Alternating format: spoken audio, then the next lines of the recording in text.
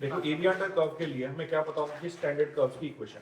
तो जो standard curve हमने पढ़े हैं कौन कौन से हैं?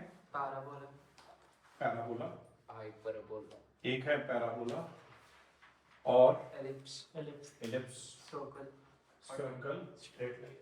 और हम लाइन की इक्वेशन भी इसमें कुछ कवर अप करेंगे। तो पैराबोला हमने चार कौन कौन से पढ़े हैं?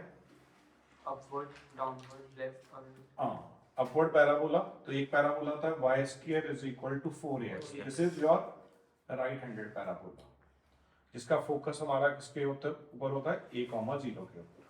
तो इसी तरह मैं सारी कर्व्स की इक्वेशन लिख दूंगा। दूसरा पैराबोला होता है y square is equal to -4ax। ये कैसा पैराबोला है? Left handed parabola. x square is equal to 4ay, upward, this is upward parabola. And x square is equal to -4ay, downward. Downward parabola. तो ये standard equations हैं और ये standard curves आपने याद रखनी है। फिर हमारे पास है एलिप्स। एलिप्स में आपके दो टाइप के एलिप्स हैं, x square by A square, y square by B square is equal to 1 and x square by B square, y square by A square is equal to 1।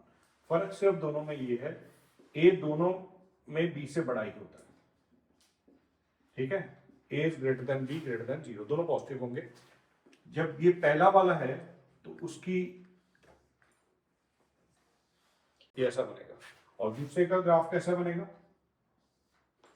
Vertically. ये तो ये इधर से वाइडर होगा, अगर ये ए बी से बड़ा है, अगर ये बड़ा आ गया तो ये इधर से वाइड होगा। क्लियर है? फिर हमने कौन सी बात की? सर्कल की। तो सर्कल की इक्वेशन क्या होती है? x minus A square y minus b square is equal to r square is the equation of circle in a center form whose center AB and radius is r। अगर इसकी एक standard equation भी try कर लेते हैं। Standard equation में हमारे पास क्या होता है कि अगर सेंटर 0 0 हो जाए और रेडियस r हो तो x minus 0 square is x square plus y square is equal to r square is the standard equation of a circle।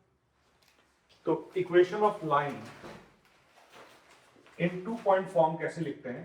अगर लाइन आपकी 2 पॉइंट से पास कर रही है x1 y1 और x2 y2, तो equation of line in 2 point form होती है, that is y minus y1, उसकी स्लोप होती है y2 माइनस y1 और x2 minus x1 and this is x minus x1। This is the standard equation of line in the 2 point form. देखो अब ये मैं आपको 5 स्टेप्स बता दूंगा जिससे आप एरिया निकालना है, किसी भी कर्व का एरिया निकालना है, ठीक है? Area bounded by the curve निकालना है, तो आप ये 5 स्टेप अपने दिमाग में रखेंगे तो एरिया निकालना सिंपल हो जाएगा। फर्स्ट स्टेप, सबसे पहले आप क्या करेंगे? उसको आइडेंटिफाई करेंगे, identification of the curves.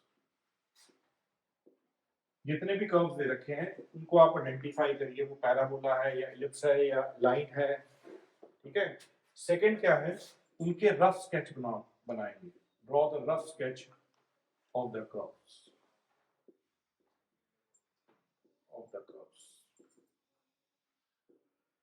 Third step क्या है? उस पे पॉइंट ऑफ इंटरसेक्शन निकालेंगे, find the point of intersection of the curves.